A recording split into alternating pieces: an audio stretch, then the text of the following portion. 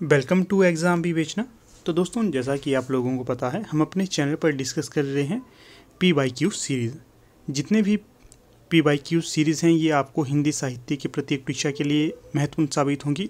देखिएगा, कोई भी परीक्षा हो हिमाचल प्रदेश में जो हिंदी साहित्य से संबंधित होती है, जैसे कि आपकी LT टेट की परीक्षा हो, LT कमीशन हो या फिर PGT हिंदी हो, उसको भी हम यहाँ पर आपके समक्ष लाते रहते हैं। फ़िलहाल जो ये वीडियो है ये कोई हाल ही में कोई परीक्षा हुई थी उससे संबंधित है, जिसमें हिमाचल प्रदेश के GK और करंट अफेयर इत्यादि के प्रश्न पूछे गए थे। इनको आपके समक्ष हम ला रहे हैं। क्यों ला रहे हैं? देखिए, काफ़ी टाइम से ये चर्चा चल रही है कि हिमाचल प्रदेश में PGT की पोस्टें निकलने वाली हैं। तो मुझे लगता है ये पूर्णतः सत्य बात है। जल्द ही आपको PGT हिंदी की पोस्टें देखने के लिए मिलेगी। आप लोग अपनी तैयारी को सुदृढ़ करिएगा। जो भी आपने ढील बरती थी पहले, तो उसको अब त्याग कर अच्छे से स्टडी करते रहिएगा, क्योंकि कभी भी आपके समक्ष नोटिफिकेशन देखने के लिए मिल सकती है। ठीक है, क्योंकि काफ़ी सारे बच्चे इस तरह से तैयारी करते हैं कि जब उन्हें फॉर्म फिल करने होंगे उसके पश्चात तैयारी करते हैं। देखिएगा, जो HPPSC शिमला है ये आपको इतना समय नहीं देता है कि आप लोग आराम से बैठकर बाद में तैयारी करें। था एक बोर्ड, हमीरपुर बोर्ड, आपको टाइम दे भी देता था, परंतु HPPSC शिमला ऐसा बोर्ड नहीं है। आपको कुछ ही समय में नोटिफिकेशन देखने के लिए मिलेगी, उसके कुछ ही समय पश्चात परीक्षा भी हो जाएगी। तो समय का यहाँ पर आपको अभाव रहता है। इसलिए आज से ही जिसने तैयारी नहीं की थी, आज से ही अपनी तैयारी को सुदृढ़ करिएगा और निरंतर अपनी जो आपके नोट्स हैं, जो आपने रिवाइज़ करने होते हैं, उनको रिवाइज़ करते रहिएगा। ठीक है, इसी के तहत जो आज की वीडियो रहने वाली है, HPGK होगा, इंडिया GK होगा, कुछ करंट अफेयर के क्वेश्चन होंगे। तो इनको अपनी कॉपी पे आप नोट करिएगा। अगर नहीं आते हैं, अगर आते हैं तो आप इनको ऐसे ही देखते रहिएगा। ठीक है, चलिए शुरू करते हैं वीडियो। तो वीडियो को शुरू करने से पहले आपको हमारी टीम के द्वारा जो कोर्स लॉन्च किए जा रहे हैं उनकी थोड़ी सी जानकारी दे देता हूँ, उसके पश्चात वीडियो को शुरू करेंगे। तो यहाँ पर आप देख सकते हो जो हमारी टीम के द्वारा न्यू बैच बिठाए जा रहे हैं। एक बैच है LT टेट के लिए और दूसरा है आपका LT कमीशन के लिए, और जल्द ही आपके समक्ष PGT हिंदी के लिए एक बैच बिठाया जाएगा, उससे भी आप लाभ उठा सकते हैं। जो LT टेट का बैच है ये 25 सितंबर 2023 से शुरू होने वाला है, और जो LT कमीशन का है ये 20 सितंबर से शुरू होने जा रहा है। जो भी इंटरेस्टेड कैंडिडेट होगा, तो जो यहाँ पर देखिए जो व्हाट्सएप नंबर हमारा दिया गया है 8219312129, इस पर आप व्हाट्सएप करना। जो भी आपको जानकारी चाहिए वो आपको यहाँ से मिल जाएगी। ठीक है, थोड़ा सा फॉर्मेट आपको बता देता हूँ वहाँ पर आपको किस तरह के लेक्चर मिलेंगे। देखिए, और रोज़ सुबह आपको हमारे कोर्स में 9 बजे के आसपास तक 1 घंटे का वीडियो रिकॉर्डेड लेक्चर मिलता है। ठीक है, रिकॉर्डेड लेक्चर होता है, 1 घंटे का होता है, टॉपिक वाइज होता है। सुबह आपको डेली ये दिया जाता है।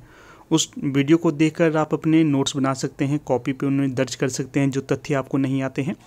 फिर देखिएगा, उसी जो रिकॉर्डेड लेक्चर होता है जो सुबह आपको 9 बजे दिया जाता है, उसी का रात को 9 बजे के आसपास टेस्ट भी लिया जाता है। उसमें भी आपको 25 से 30 प्रश्न देखने के लिए मिलते हैं। काफ़ी महत्वपूर्ण प्रश्न होते हैं ये, जो प्रीवियस ईयर में क्वेश्चन आए होते हैं उन्हीं के साथ इनको रिलेट किया जाता है। वो प्रश्न आपको दिए जाते हैं 9 बजे, और जो आपको टेस्ट सॉल्व करके व्हाट्सएप नंबर में सेंड करना पड़ता है। दूसरे दिन आपको इसकी आंसर की भी सेंड की जाती है। डेली की रूटीन ये रहती है। इसी तरह को डेली लेक्चर मिलेंगे, डेली आपको टेस्ट मिलेंगे, और आपको व्हाट्सएप ग्रुप में ऐड कर दिया जाता है। महत्वपूर्ण जो PDF होती हैं प्रीवियस ईयर्स की, वो भी आपको समय समय पर दी जाती रहती हैं। ठीक है, इस प्रकार का जो यहाँ पर पैटर्न रहता है ये आपको मैंने बता दिया। इसके पश्चात चलिए अब चलते हैं अपने लेक्चर की तरफ।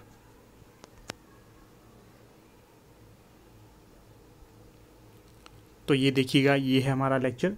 पहला प्रश्न यहाँ पर पूछा गया है, ध्यान से देखिएगा। जो प्रश्न नहीं आते हैं उनको नोट करना, क्योंकि जो PGT की परीक्षा होगी वहाँ पर भी आपको इसी तरह के क्वेश्चन देखने के लिए मिलेंगे। जो हिंदी साहित्य होता है और हिंदी होता है, हिंदी वाले उसे नहीं छोड़ते हैं, अच्छे से करते हैं, परंतु जो आपको मेरिट में लाता है वो रहता है सामान्य ज्ञान अर्थात GK। जो भी ढंग से इसे कर लेता है तो उसकी नैया पार हो जाती है। देखिएगा, यहाँ पर जो प्रश्न संख्या 1 है, इसमें आपसे पूछा गया है, हिमाचल प्रदेश का निम्नलिखित कौन सा दर्रा सही सुमेलित नहीं है। तो जो यहाँ पर सही सुमेलित नहीं होगा तो वो कौन सा नहीं होगा। पहले तो हम देख लेते हैं दर्रे और इनकी स्थिति। जो खौरी दर्रा है ये आपके चंबा और कांगड़ा में बताया गया है, क्या ये सही है?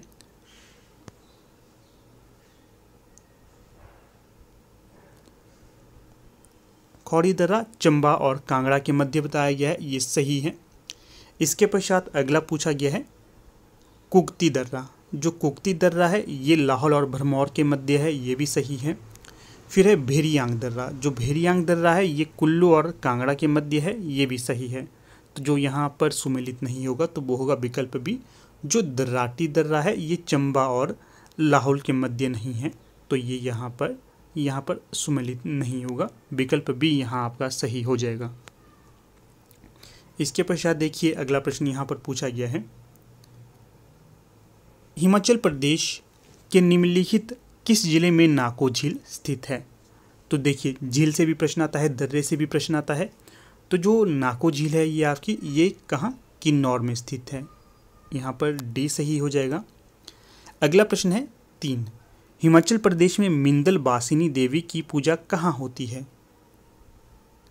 तो जो हिमाचल प्रदेश में मिंदल बासिनी देवी की पूजा होती है ये हिमाचल प्रदेश के जो चंबा जिला है, चंबा जिले के भी अंतर्गत पांगी है, पांगी यहाँ पर होता है, पांगी तहसील में। फिर अगला प्रश्न देखिएगा, प्रश्न संख्या 4। इसमें आपसे पूछा गया है हिमाचल प्रदेश के जिला सिरमौर के निम्नलिखित किस खंड में चूड़ चांदनी की धार स्थित है। तो चूड़ चांदनी की धार कहाँ पर है। पहले तो अगर जिले में पूछा जाएगा कभी आपसे तो चूड़ चांदनी है आपके सिरमौर जिले में। और किस धार में स्थित है ये, तो ये हो जाएगा आपका गिरिधार खंड। किसमें, गिरिधार खंड में, ए सही विकल्प होगा। जो सिरमौर वाले हैं वो इस प्रश्न से अच्छी तरह से वाकिफ होंगे। फिर अगला जो प्रश्न यहाँ पर पूछा गया है 5, तो ये बजट वाला प्रश्न आ गया। इसमें क्या पूछा गया है, हिमाचल प्रदेश बजट 2023-24 में पूंजी व्यय के लिए कितने प्रतिशत राशि का प्रस्ताव है।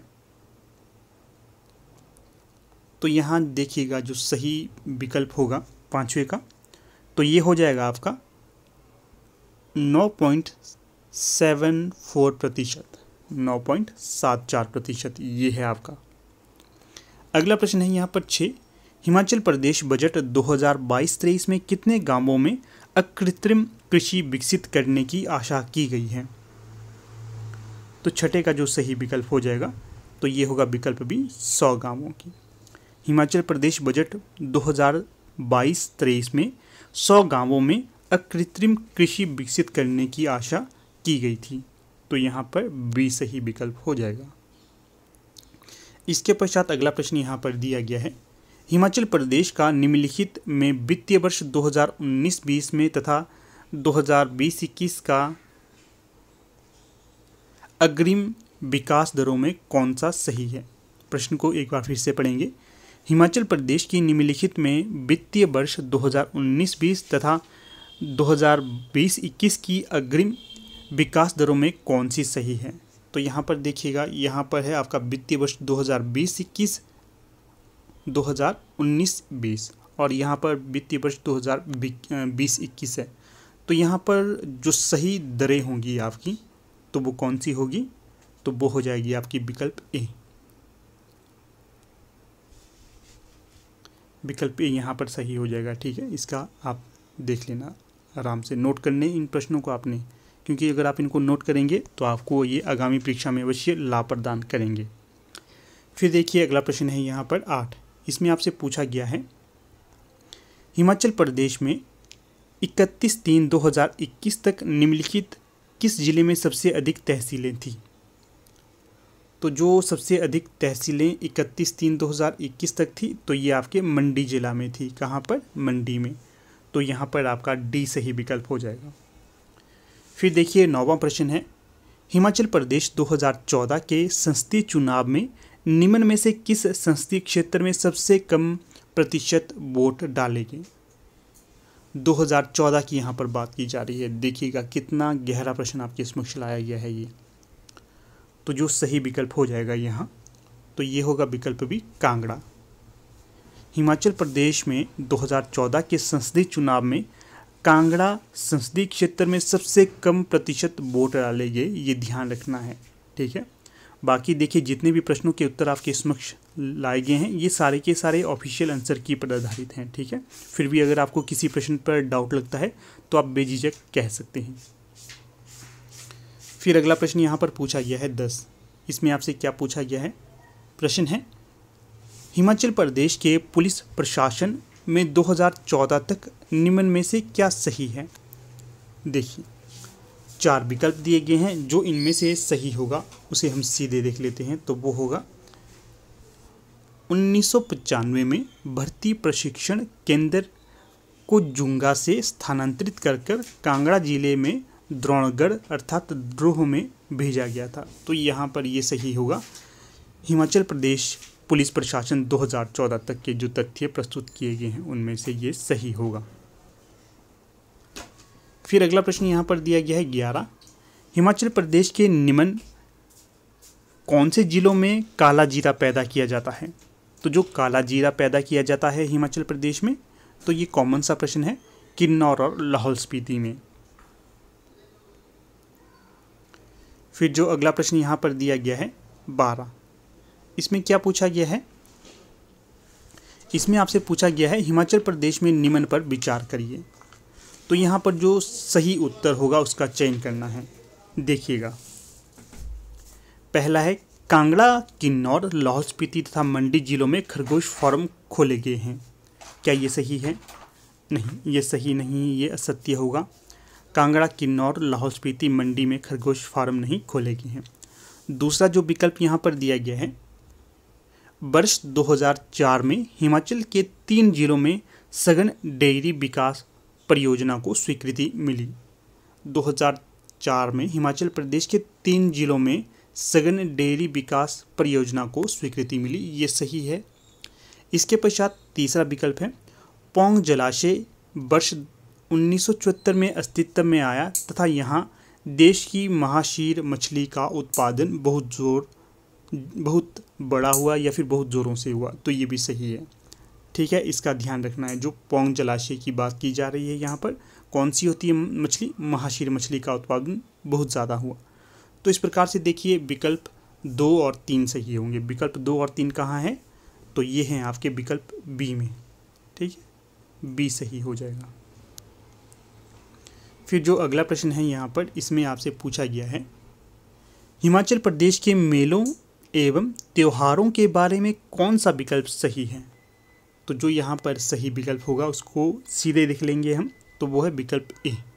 जो नाहोले का त्योहार है ये ज्येष्ठ मास की संक्रांति को मनाया जाता है। तो विकल्प ए यहाँ सही होगा। बाकी सारे के सारे विकल्प गलत हो जाएंगे। बाकी देखिए दोस्तों, वीडियो अच्छी लगती है तो इसे लाइक, शेयर और अपने दोस्तों के साथ सब्सक्राइब भी करवाना है चैनल को। ठीक है, जितना ज़्यादा हो सके। अगला प्रश्न देखिए 14। आज़ाद हिंद फौज की भारत को स्वतंत्र कराने की महान लड़ाई में वर्तमान हिमाचल प्रदेश की भूमिका निभाने वालों में से कौन सा सही सुमेलित नहीं है? तो जो सही सुमेलित नहीं होगा तो वो कौन सा नहीं है? तो ये होंगे आपके विकल्प सी। जो नूरपुर से कैप्टन अर्जुन सिंह राणा नहीं होंगे। बाकी जो सही सुमेलित हैं देखिए, धर्मशाला से हैं मेजर दुर्गामल, सही हैं। बिलासपुर से हैं कैप्टन संत सिंह आज़ाद और थानेदार या शिमला से हैं जय सिंह, क्या है, जय राम सिंह। ठीक है, तो जो असुमेलित होगा तो वो है विकल्प सी। फिर अगले प्रश्न को देखिएगा, इसमें पूछा गया है 2011 के सेंसस में हिमाचल प्रदेश के निम्न जिले में से जनसंख्या घनत्व सबसे कम था। तो बताइएगा किस जिला में सबसे कम जनसंख्या घनत्व था? तो ये था आपका शिमला में। इसका भी ध्यान रखना है। अब प्रश्न देखिए ऐसे नहीं बनते हैं। पहले प्रश्न बनते थे 2011 के अनुसार सबसे कम जनसंख्या घनत्व किस जिले में है? तो सीधे सीधे से पता था आपको, हमीरपुर है। सबसे ज़्यादा पूछे जाते हैं लाहौल स्पीति में। अब धीरे धीरे प्रश्नों का पैटर्न बदल रहा है। प्रश्न काफ़ी गंभीर और बीच बीच से पूछे जाते हैं। जैसे देखिए 12 जिले हैं, इनमें से बीच बीच के लिए जाएंगे और पूछे जाएंगे इनमें से सबसे कम किसका है या फिर सबसे ज़्यादा किसका है। जैसे इसी प्रश्न को लीजिएगा तो काफ़ी डीप प्रश्न है ये। अगला प्रश्न देखिए यहाँ पर, इसमें आपसे पूछा गया है हिमाचल प्रदेश में निम्न क्या सही है? तो 4 विकल्प दिए गए हैं, इनमें जो एक सही होगा उसके बारे में बताना है। तो जो सही होगा उसकी तरफ सीधे हम रुख करते हैं। तो यह है विकल्प बी। जो तलेरू खेल परिसर है यह वर्ष 2011 में लोगों के लिए चंबा जिले में खोला गया था, तो ये सही होगा। बाकी सारे के सारे विकल्प यहाँ पर गलत होंगे। जैसे कि जो ताबो ये प्रसिद्ध बौद्ध मठ है, ये स्पीति नदी के दाएं किनारे स्थित है, बाएं किनारे में नहीं है, इसका ध्यान रखना है। भविष्य में प्रश्न बनेगा तो आप इजीली कर लेंगे कि जो ताबो मठ है ये स्पीति नदी के किनारे बाएं किनारे नहीं दाएं किनारे हैं। फिर जो लुकिंग बैक है ये आत्मकथा किसकी है? निकोलस रोड्रिक की दी गई है, गलत है। ये किसकी होगी? मेजर सोमनाथ की, मुझे याद आ रहा है, पूरा कंफर्म नहीं हूँ, आप लोग बताइएगा। बाकी जो सुनील दत्त गौतम ये हिमाचली लोकगीत गायक और तथा पद्मश्री अवार्ड से सम्मानित नहीं हुए हैं, तो ये ध्यान रखना है। अगला प्रश्न देखिएगा, 17 प्रश्न है ये। इसमें पूछा गया है हिमाचल प्रदेश में निम्न पर विचार कीजिए। कौन कौन से तथ्य दिए गए हैं इनका कूट आगे हमने मिलाना है। तो देखिए जो 17 नंबर का प्रश्न है इसमें पूछा गया है आपसे हिमाचल प्रदेश में निम्न में से विचार कीजिए। तो जो पहला तथ्य है इसमें दिया गया है वर्ष 2007 तथा 2012 के विधानसभा चुनावों में स्त्रियों पुरुषों से अधिक संख्या में वोट करती थी। क्या है? वर्ष 2007 तथा 2012 के विधानसभा चुनावों में स्त्रियों के द्वारा पुरुषों से अधिक संख्या में वोट दिया गया है, तो ये सही होगा यहाँ पर। अगला जो विकल्प है यहाँ पर इसमें पूछा गया है या दिया गया है वर्ष 2012 के विधानसभा चुनावों में 34 स्त्रियां उम्मीदवार थी, लेकिन उनमें से केवल 4 ने ही चुनाव जीते थे, तो ये गलत है। अगला जो विकल्प है आपके समक्ष, मंडी जिले की लीला देवी महाजन हिमाचल प्रदेश की प्रथम राज्यसभा सदस्य बनी, तो ये सही होगा। अंतिम जो विकल्प है हिमाचल प्रदेश राज्य महिला आयोग की प्रथम अध्यक्षा कौन थी? कृष्णा टंडन, ये बताया गया है, तो ये भी गलत होगा। तो यहाँ पर कौन कौन से विकल्प सही हैं? 1 और 3। यहाँ पर गलती से 2 टाइप है, 2 नहीं 3 होगा। 1 और 3 कहाँ पर है इसका हमने मिलान करना है। 1 और 3 है आपका विकल्प ए में। फिर देखिए अगला प्रश्न, हिमाचल प्रदेश के बारे में निम्न क्या तथ्य सही नहीं है? तो 4 तथ्य दिए गए हैं, इनमें जो सही नहीं होगा सीधे उसी की तरफ रुख करते हैं। तो ये होगा आपका जनगणना 2011 तक कोई नई अनुसूचित जनजाति नहीं जोड़ी गई। 2011 तक की बात कर रहे हैं, तो ये सही नहीं होगा। बाकी जो सही होंगे वो तथ्य इस प्रकार से है। जनगणना 2011 के अनुसार राज्य की कुल जनसंख्या में कामगारों का आंकड़ा 50% से अधिक है, सही है ये तथ्य। फिर है उपरोक्त जनगणना के अनुसार राज्य में 35 उप तहसीलें थी, ये भी सही है। अगला है राज्य पिछड़ा वर्ग आयोग की सिफारिशों के अनुरूप जाटों को अन्य पिछड़ा वर्ग में शामिल किया गया, तो ये भी सही है। फिर रुक करते हैं अगले प्रश्न की ओर।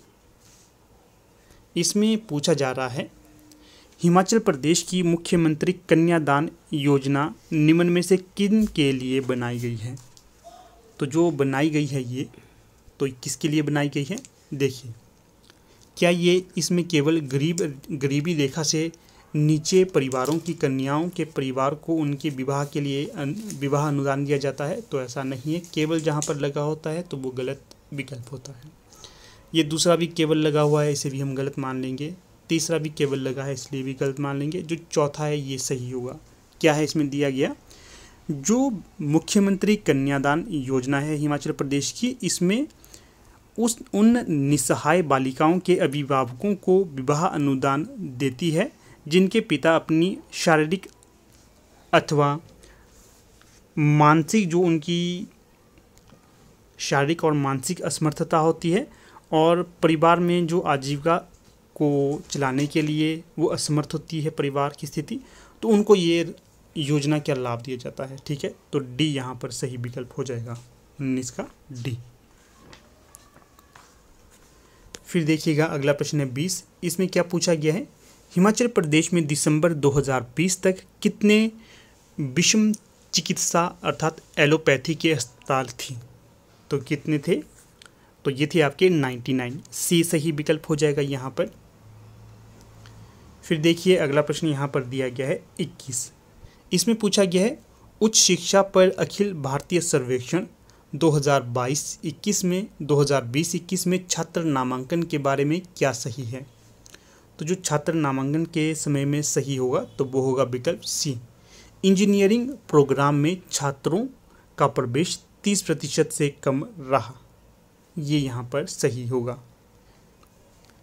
फिर अगला प्रश्न देखिएगा, 22 नंबर प्रश्न है, यूनियन बजट 2023-24 में स्वास्थ्य देखभाल में कितना खर्च बढ़ाने का प्रस्ताव है? तो जो 22 का सही विकल्प होगा लगभग 12.6%। फिर देखिएगा अगला प्रश्न है यहाँ पर 23, भारतीय संविधान का निम्न कौन सा अनुच्छेद राष्ट्रपति द्वारा अपने कार्यकाल के भीतर अपना पद छोड़ने अथवा हटाए जाने के बाद उपराष्ट्रपति को राष्ट्रपति का कार्य करने का आदेश देता है? तो जो 23 का सही विकल्प होगा तो वो होगा अनुच्छेद 65। फिर अगले प्रश्न की ओर रुख करिएगा। इसमें आपसे पूछा गया है, भारत के गुजरात राज्य में कितने राष्ट्रीय उद्यान तथा वन्यजीव अभयारण्य वर्ष 2020 में थी? तो देखिए, जो राष्ट्रीय उद्यान थे ये थे 4 और जो वन्य अभयारण्य थे ये थे 23। तो विकल्प ए यहाँ पर सही हो जाएगा। फिर रुक करते हैं अगले प्रश्न की ओर। इसमें पूछा गया है 25 है। इसमें क्या पूछा गया है, भारत के तेलंगाना राज्य में वर्ष 2020 तक वन आवरण कितने प्रतिशत था? तो जो 25 का यहाँ पर सही विकल्प होगा तो ये होगा विकल्प सी। भारत के तेलंगाना राज्य में वर्ष 2020 तक वन आवरण कितने प्रतिशत था? 24.07%। तो यहाँ पर सही विकल्प सी हो जाएगा। अगला प्रश्न है 26। इसमें पूछा गया है, निम्न अंतर्राष्ट्रीय संगठनों के मुख्यालयों में से कौन सा सही सुमेलित है? तो जो सही सुमेलित होगा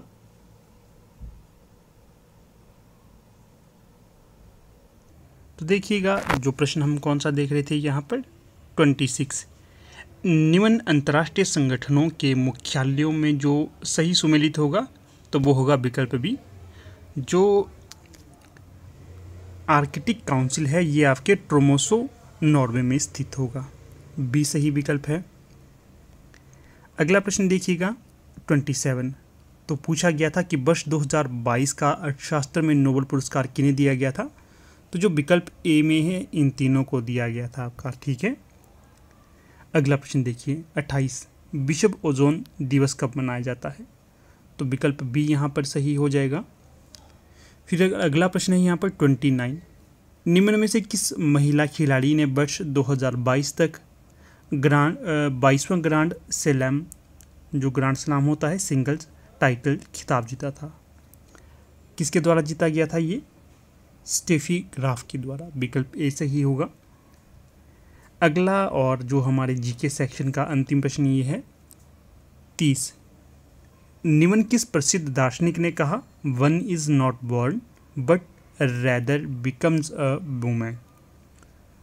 तो सही विकल्प होगा यहाँ पर विकल्प डी। इनका ये कथन था सिमोन डी वेबियोर का, ठीक है। अपने हिसाब से आप इसको प्रोनाउंस कर सकते हैं।